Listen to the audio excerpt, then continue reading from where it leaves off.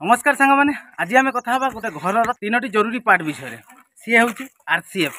जमीक आपण मान घर छात कम हो कलम कम हो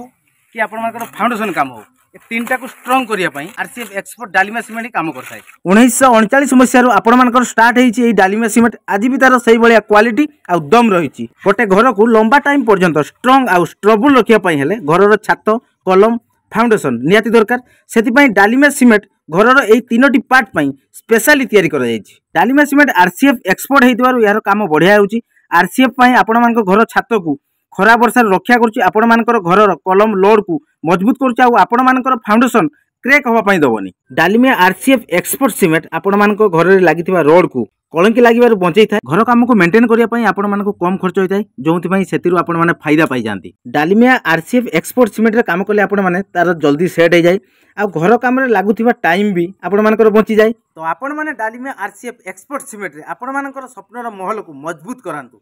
आरसीएफ स्ट्रंग तो घर स्ट्रंग।